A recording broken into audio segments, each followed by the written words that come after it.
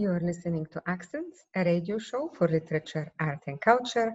I'm your host, Katerina Stoikova, and my guest today is Elizabeth Beck. I've known her for a while. She is a poet, teacher, blogger, activist, painter, writer, one of the most creative people I know, and now she has just published a novel. Congratulations and welcome to the show. Thank you, Katerina. It's an honor to be here with you today. Thank you. Tell us about your novel. I'm so excited to share with you. I have published my first work of fiction, and it is called Summer Tour. I'm very excited about this book. It was a long project, actually.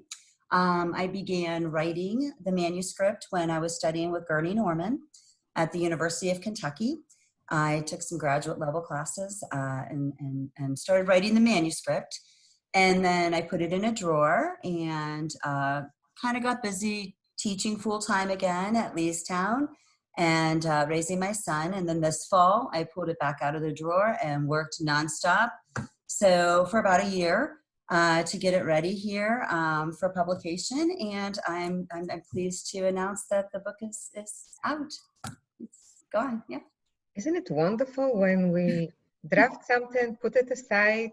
I don't know about you, but normally I have huge trepidations before I go back to it. It's like, what if I don't like it? Oh my God, what am I gonna do? And then when I see it, I'm like, wow, it's alive, and only it's a matter of finishing it up. Yeah, and it's always a little bit better, I think, with some distance. I learned that from being a painter. I was so particularly hard on myself when I was younger and an artist, studying at DAAP at the University of Cincinnati and painting. And I look back at some of those paintings now and think, wow, girl, you had it going on. And of course, at the time, so it's a matter of perspective. I will tell you, though, the characters that I wrote with Gurney exist still. So it's still a story about a high school senior named Sam. And he is grieving the loss of his mother, who has died a few years ago, and he's been languishing in boarding school. And then suddenly one day his father comes to his boarding school dorm and asks him to pick his things up. He's going to be spending the summer with his Aunt Karen in a mythological town called Maywood, Ohio. So, Sam's a little flustered, but packs his stuff.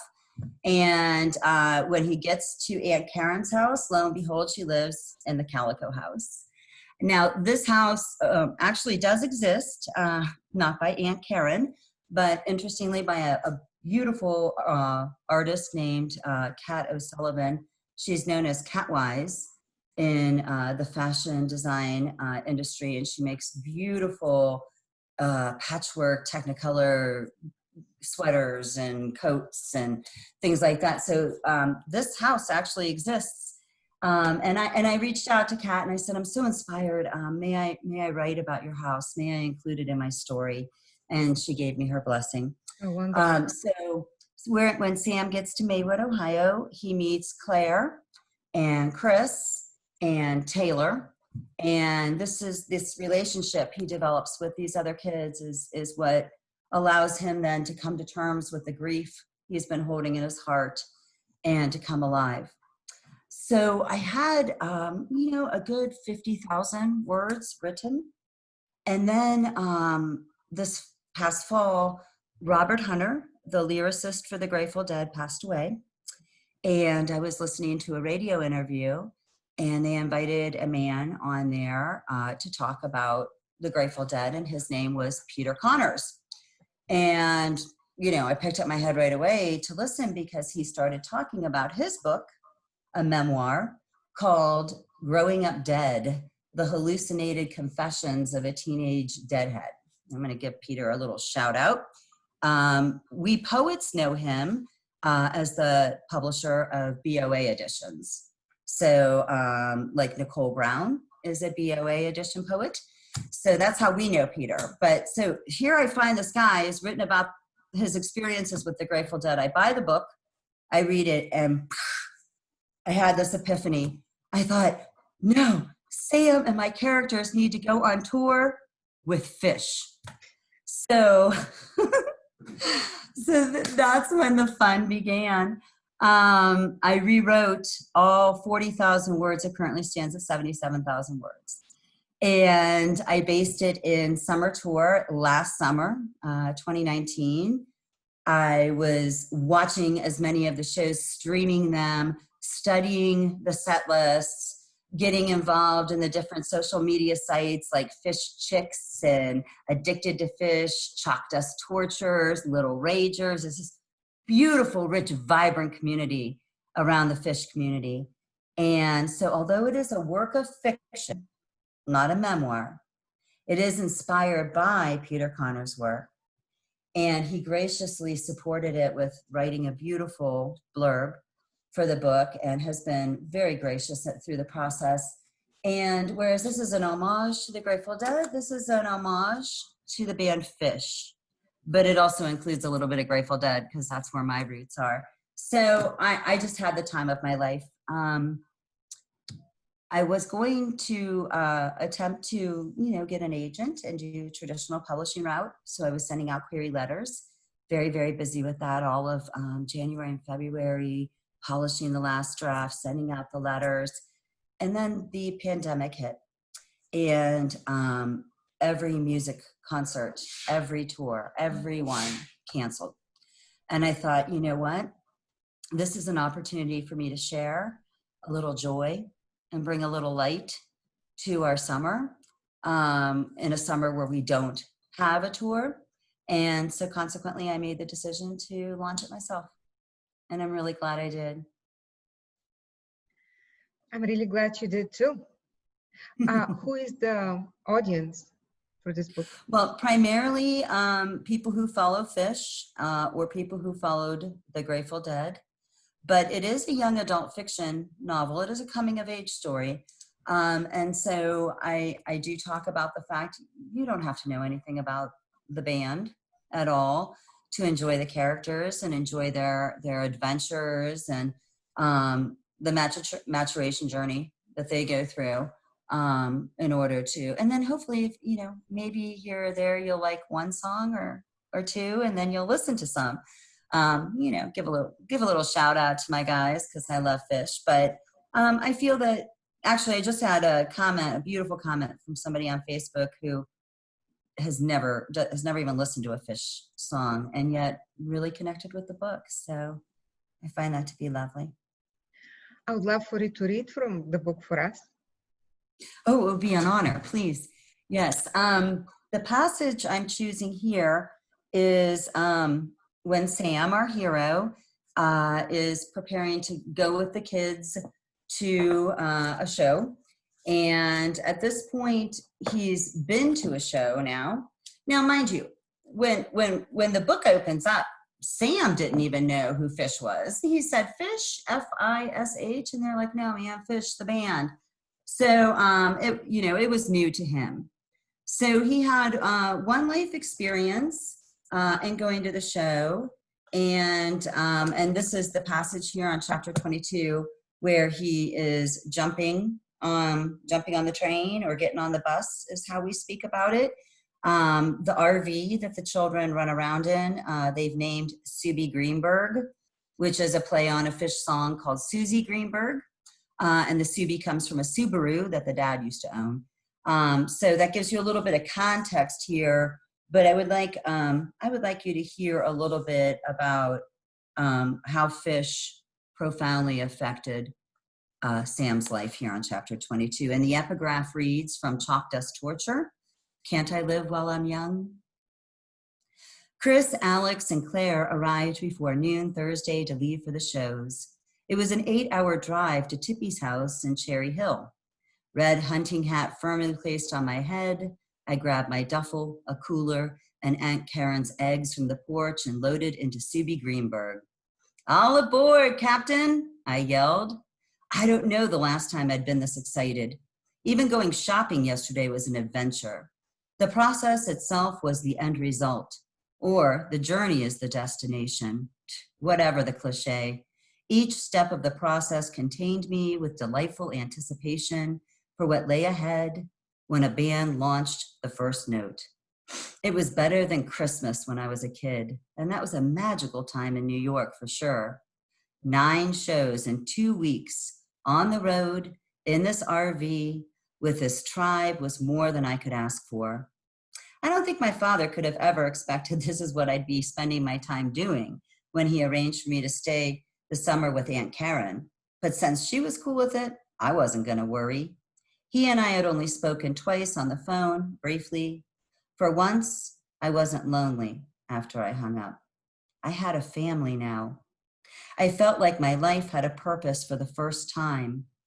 I'm not quite sure what that purpose was exactly, other than traveling around, following Phish, but I was sure that it would lead somewhere, if nothing else, but then to expand my life. But something was fundamentally shifting inside of me. The boulder of grief I concealed in sullen silence for the past 3 years was no longer a burden. My dreams were clear. I no longer felt haunted by guilt. My grief was more of a dull ache and a lingering bruise, something I knew I would carry for the rest of my life. However, I no longer throbbed with the shock of trauma. The loss was now wedged deeply within my heart, like a truth you just accept as a fact of life. If anything, I felt confident my mom would want me to echo her childhood footsteps. It was almost a quest of sorts. If I followed Phish now, would it lead me back into a deeper understanding of her past, rooted deeply in this carried tradition? We weren't on a bus following the Grateful Dead. We were a new generation of seekers, intent in preserving the beauty of freedom, from that culture into a new evolution. Where it would lead was yet to be found, which incited pure adrenaline, anticipation to join in what would be a remarkable slice of reality, shaped between a guitar, bass, keys, and drums, performed by 4 ordinary dudes with extraordinary ideas. The fact that this tribe had found me and dragged me into this journey seemed destined. I couldn't wait to swim among the sea of thousands of other like-minded people. I was ready for all things.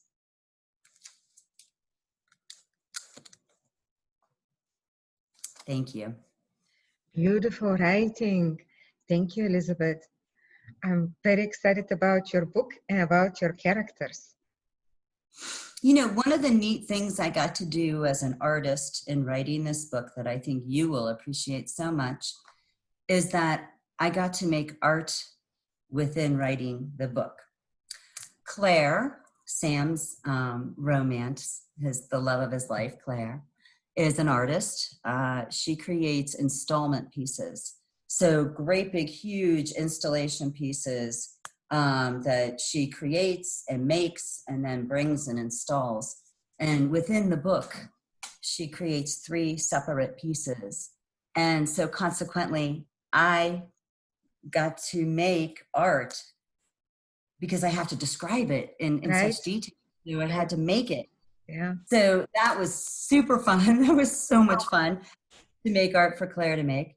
And the second art I got to make is Taylor, Claire's best friend, is a poet. She studied at the Denison, the Reynolds Writing Program at Denison. She's applied to college at Kenyon because she's in love with the Kenyon Review. And I got to write 2 poems, persona poems in her voice. You want to hear one of those? Absolutely, yes. This is just so fun. Okay. So one of the poems that Taylor writes, she gets to read at Holler. So I figured, why not, right? So I brought all of you guys, all of you, into the book. There's the host, Eric, who runs Holler at the Magic Mushroom Pizza Shop in town. And the poets show up. There's a very tiny, mighty little lesbian whose poems are as short as her stature. There's a crazy, wild feminist that wears leopard print turbans. There's a poet who speaks about balconies in Bulgaria. There's a poet who talks about, moonshine and mason jars and the Ganymede and the Olentangy River. So I got to remember Holler and bring it back to life. And the feature readers for that evening were two old hippies from Kentucky named Ed McClanahan and Gurney Norman. So Sam is reading Divine Rights Trip, and then he gets to meet Gurney Norman. And Taylor, of course, is there, and she's very serious about her poetry. And this is what she brought to the Holler stage in the book. Finally, Eric called Taylor's name to a good round of applause as she made her way to the stage. Although she seemed nervous the entire time waiting, once she grabbed the microphone, she was as confident as I'd ever seen her. Okay, so here's Taylor's poem, you guys. I met God at the Speedway today. She spoke to me. Energy into the universe caught in ink. Chance opportunity for dreams I have forgotten ignited in pages of text. My heart leaps because when you do what you are meant, God speaks through you. I am proud to remember second person, reminded by those who dare to howl. When I am not silent, not in mourning, breathe the present and don't worry your memory taxed by useless words, because poems are not designed to preach, but to find truth.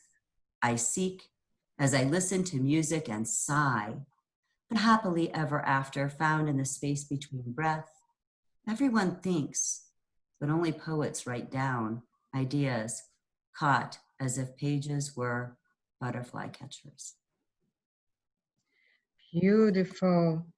Art imitating life. Super interesting. Way to go, Elizabeth. Yeah. Thank you. I think the hardest part of the book is what I call intertextuality. And I am so fortunate to call Jay McCoy my best friend because he did the formatting, and I needed the help. So the book has poems within the book. Some of the chapters have epigraphs of the song lyrics of Phish. The set lists of the actual shows the kids go to are included in the pages as well. And then there are also quotes of other pieces of literature because this is a book about a young man who loves books. Can you read us a few epigraphs, dear? Read us a few epigraphs with several pictures. Yeah, sure, absolutely. It's just so much fun to celebrate literature. So the epigraph for the show that Sam and his dad, they reconnect and they get to go to a Dead and Company show in November. And that epigraph reads from the song Back on the Train, Took Me a Long Time. Mm-hmm. And the song goes, took me a long time to get back on the train, that kind of thing. Chapter 24, Now I See That Webs Were Woven, is the epigraph because that is the chapter where Claire installs an art installation based on Charlotte's Web. Yeah. So she takes it up to Saratoga Performing Arts Center, we Phish heads call SPAC. They're great big huge round hula hoops. And then she's covered the hula hoops with fabric and then actually created the web. And I actually created a web in my classroom. I teach Charlotte's Web to my 6th graders. So I created one with yarn, so I would know exactly how Claire would construct it. And then within the web, she has different lines from Charlotte's Web. And then there are 3 or 4 of these hoops that they install into the ground and you can walk. But it's an interactive piece. So the fans are to pick up a small tag that she's already created and to write your childhood best friend's name on the tag. Oh, and lovely. Then add the tag to the web so that by the end of the day, it looks like the web is shimmering with dewdrops. Beautiful. Let me ask you about this artwork behind you, this painting. Is it yours? No, and isn't it glorious? Can I It is show off a glorious, little yes, bit? of course. Yeah. That's a Berea artist named Amy Lewis in Berea, Kentucky. Fabulously talented woman. I used to drum with her, actually, djembe drumming, West African drumming. The neat thing about Amy's work is that I thought it was mixed media, but it's not. It's all paint. She has this really unique technique I've never seen before. She paints the entire canvas in this crazy abstract using every color. Then she goes on top of it with black and decides what she's going to keep. Something like erasure. Right? Yeah? Yeah. Yeah? Yeah, she's a poet, this woman. That's what I think too. Yes, Yeah. absolutely. So that has just been really the delight of my days. And it's called June Blooms. The title of the painting is called June Blooms. And I just get such a lift. This is what my students saw as we finished out the school year this year, digital learning. So I kind of had to pick a place in my house. This is my kitchen. And many of you know about my ongoing cooking endeavors. So this is where I write, here at the kitchen counter. This is where I teach. Excuse me. And then that way I'm able to cook at the same time. And I'm sorry that I interrupted you and I didn't hear about the third art project that you did in order to describe it into the book. Yes. The third piece, Claire installs in New York City. Phish played for New Year's Eve at Madison Square Garden. And because it was in Manhattan, in real life, Phish has a group of artists. They do what's called the fan art community page. And I'm sorry, could you please stop? The exhibit. And consequently, she's able to create, it's called her love umbrella or her love fountain. So this piece is totally different than the ethereal white webs. This one has a pole in the center and then 4 humongous panels that look like big sails, if you will. And each one has a color. It's red, yellow, green, and blue. And then woven into the panels are found objects of toys like kaleidoscope and jacks and balls and Raggedy Anns. And so it's a very whimsical, fun, exciting piece that is inside a building. So you would go to Hotel Pennsylvania, which is across from Madison Square Gardens. And I think it was the 23rd floor. And they allowed all of the Phish heads to set up their market, if you will. And so Claire installs her love fountain at that last show. The first of the art, oh, I'm sorry, I beg your pardon. It was just like, of course, in a book by Elizabeth Beck, there will be a love fountain. Yeah. Yeah, that's what it's all about. The first piece that she does, we haven't spoken about, and it's actually found in the first, like the 3rd chapter. It's a hard one to get through, I'll be honest with you. It's called Reinventing Barbie, and it's a Barbie doll feminist piece that goes right there. So Claire is very interested in applying to art schools in New York. And so these 3 pieces are what she's taking photographs of to put into her portfolio for acceptance. She wants Parsons, the New School, NYU. Those are her top choices. And so the first one is this really dark and twisty feminist Barbie doll piece. And actually it's at that show, which is in the first couple chapters here, that Sam first meets Claire. And so she says, look, it was important that I point out flaws, and it's important for me to go dark and twisty, but it's then in relationship to her work. See its reaction. So you start with the dark and twisty, then you move into the cobweb, the Charlotte's Web, friendship, unity, community, light.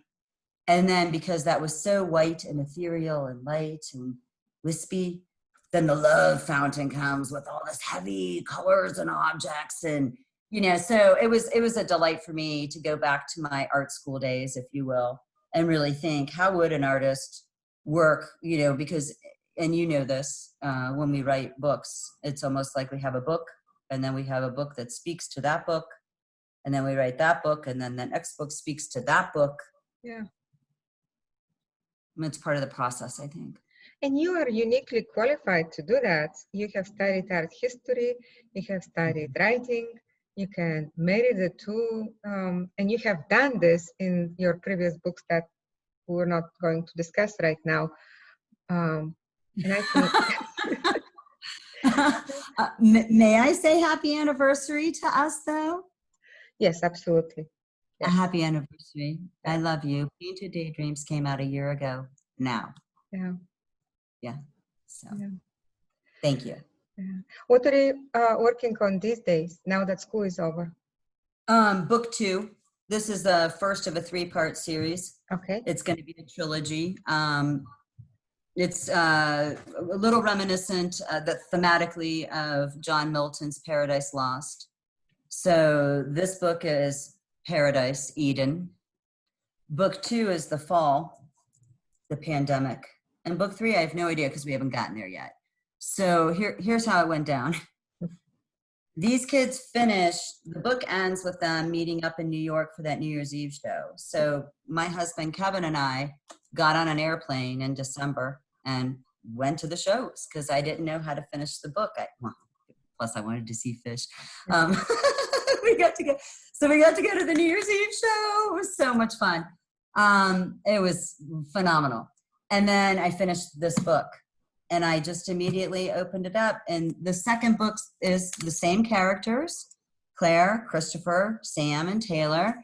This was the summer between their junior and senior year of high school. So here I am back in August, September. Well, no, I'm sorry, January, February, I started writing book 2, right? And I had no idea what I was writing about or who cares about a bunch of seniors in high school, what's going on?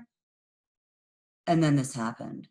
And I thought, oh my gosh, I've got a group of seniors who are experiencing the pandemic, who are gonna miss prom, who have to have a different way of doing graduation, who are quarantined at home. So what kind of interests are they going to develop? And how am I going to get Sam back from boarding school back to Ohio so he's going to come to Ohio for spring break and get stuck for sure. Because this is the love story of all love stories with Sam and Claire. I want them to stay together even though they're young and it's completely unrealistic. So what? It's my story. And so that's what I'm writing right now. And then of course they, as of last week, the characters are now protesting and they have joined Black Lives Matter in full regalia and they're out on the streets doing their work. That's amazing. It's almost as if this novel is happening in real time. It is happening in real time. Yeah. Yeah. Yes. Yes. And you know, they're really pushy. Oh, you have to obey. You have to obey. You have no choice, Elizabeth. You have to take the time. Yeah. I had no idea that could even happen. So even if I want to take a break and I say I go to take a nap, yeah, they show up in the dreams. They're as real to me as you are, you know, as my students are. They're actually, and I don't like every decision they make. As a mother particularly, I don't approve of every decision they make, but you know, it's my honor to tell their story. And it's my honor to talk to you about your book, Elizabeth. Congratulations again, and we look forward to part 2 and part 3 in not too distant future. Thank you so much, Katarina. Okay. Oops.